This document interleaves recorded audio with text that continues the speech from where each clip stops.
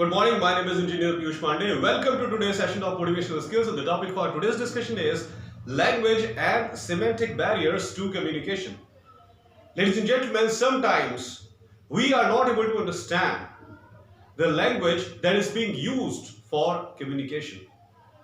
Sometimes we are not comfortable with the meaning of particular words that are getting used during communication.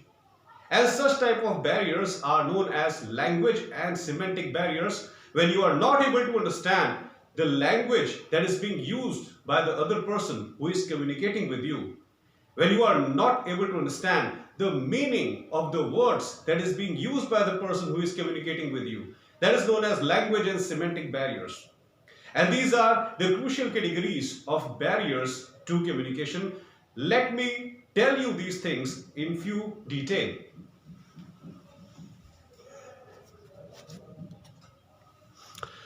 Please have a look at this chart, ladies and gentlemen. Language and semantic barrier. If we talk about language and semantic barriers, the number one thing that comes to mind is unclear message. What is the meaning of unclear message? Whenever you are communicating something to someone, if it is not complete, the other person is not going to act properly on the message. This is known as unclear message. It means that something that you want to communicate to the other person, at the very first place, that thing is not clear to you. And something that is not clear to you, and then you are communicating it to some other person, definitely the other person will also get confused. Because you are yourself confused. You are yourself not sure about the data that you are transferring to the other person. That is known as unclear messages. That's why be very confident that whatever you are communicating to the other person, first of all, it should be clear to you. Second point is words with multiple meanings. Now, ladies and gentlemen, in English language, there are different words that we use which are having different meanings. There are similar words also which are having different meanings. One word with multiple meanings are there in English language. And whenever we are communicating in a particular context, we must try to understand that if the other person is not able to understand the words that we are using, we must clarify it to that person, that what we actually mean to say. If the words that we are using, they are not in accordance with the situation of communication, the other person will always get confused. That's why when you are using different types of words in different types of situations, or similar words in different types of situations, try to clarify to the other person that what the word exactly means according to the current situation. Third point is jargons. Now, what are jargons, ladies and gentlemen? Jargons are the words which are specifically used in a particular type of profession. These words are specifically associated with a particular profession, be it engineering, be it medicine, be it fashion designing. There are so many professions in this world, ladies and gentlemen, and related to those professions, there are so many different words which are specifically getting used in that particular profession only. These words are known as jargons, and since these words are getting used in a specific profession, they are absolutely unfamiliar to the people belonging to some other profession. We must keep this thing in mind.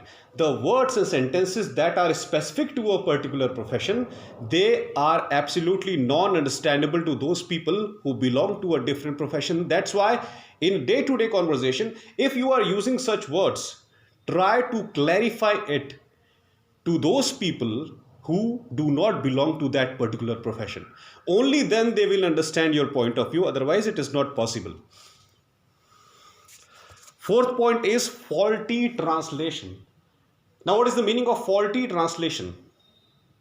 Sometimes when we are not able to understand a particular kind of language or a particular kind of text, we take help of some other person who can translate the text in the language that is familiar to us. In this type of situation, if the translator is bad, if the translator is not able to understand himself the language, how he can clarify the doubt of some other person? Not possible. That's why in case of faulty translation also, we are not able to understand that what the other person is saying. That's why if there is such kind of situation wherein you require a translator who can translate the words and sentences of the other person who is communicating with you, that translator should be 100% genuine and authentic. That translator should be well aware of the language used by that person. Very important. Fifth point is unclarified assumptions. Now, what is the meaning of unclarified assumptions, ladies and gentlemen? Unclarified assumption means that sometimes, specifically during office environment, when people are discussing crucial office related things to the employees, they are not able to tell everything thoroughly to their employees. Employees always remain in confusion that what is the meaning of this particular sentence that is being used in the speech by the chairman? What is the meaning of this particular specific word which the chairman is using in this particular meeting? While communicating with your employees, of course, all the employees are well qualified. That's why they are the employees of the organization. Since they are qualified, that's why they are working in the organization. But because of this, we cannot keep this assumption in our mind that they are fully aware of everything. They are fully aware of all types of specific jargons, specific words and phrases that are being used in a particular profession. If we are not clarifying the doubts of employees related to the task that we are handling, and specifically related to the terminology that we are using in reference to a particular task, the employees are not going to work appropriately.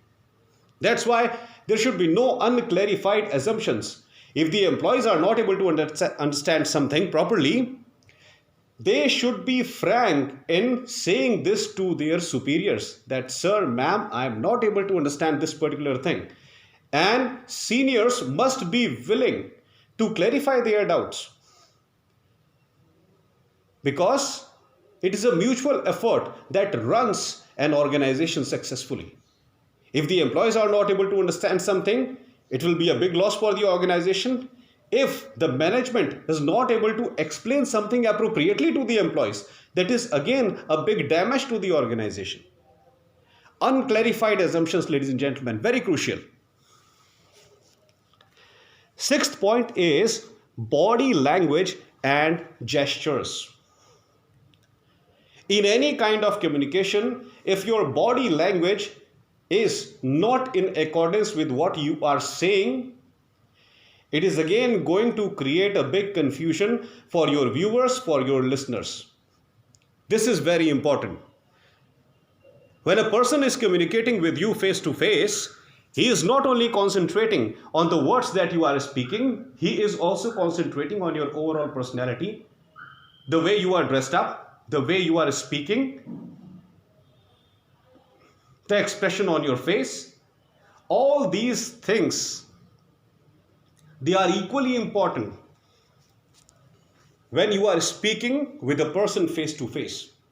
The person is not only concentrating on what you are saying, he is also concentrating on your overall personality. That how you are saying that particular sentence or that particular word. That's why body language and gesture can also act as a barrier to communication if you are not using them appropriately. Now, once again, I would like to repeat the statements that I have stated. Language and semantic barriers, the barriers that are majorly caused because of non-understandability of the language that the person is using. That is known as language and semantic barrier. Number one is unclear message. You are sending a message which is not clear to the receiver because it is not written in a language which is familiar to that receiver. That is known as unclear message. Second is words with multiple meaning. There are many words in English language which are having different meanings in different context. So while using a particular word in a particular context, you must clarify that why you are using that word so that the other person can understand it properly. Third point is jargon. Jargons are specific words associated with a specific profession. So if you are discussing something with a person belonging to that profession, that is fine. You can use that jargon. But if you are talking to a person who is not the part of that profession, you must make use of simple words and simple sentences. Fourth point is faulty translation. Sometimes in case when we require a translator who can translate our language to the other people who do not belong to our culture, in that case, the ability of translator is more important. The translator must be able to understand both the languages so that he can appropriately tell other people what we actually mean to say. Fifth point is unclarified assumptions. Please don't keep your employees in any kind of doubt. They will always remain confused if they are in any kind of doubt. And this thing is specifically related to office environment when some project is going on and managers are not able to explain everything related to that project thoroughly to their employees. If there is any kind of doubt in the mind of employees, they will never be able to work effectively on that particular project. That is absolutely correct. Next point is body language and gestures.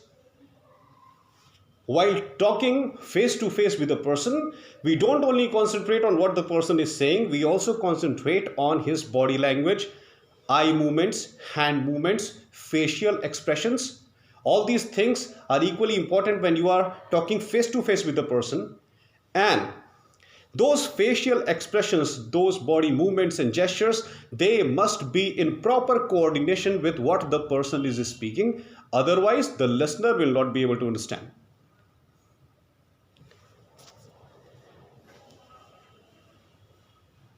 So, ladies and gentlemen, these are the language and semantic barriers that are prevalent in any kind of communication inside the organization and also in day-to-day speaking situation, in real life day-to-day situation.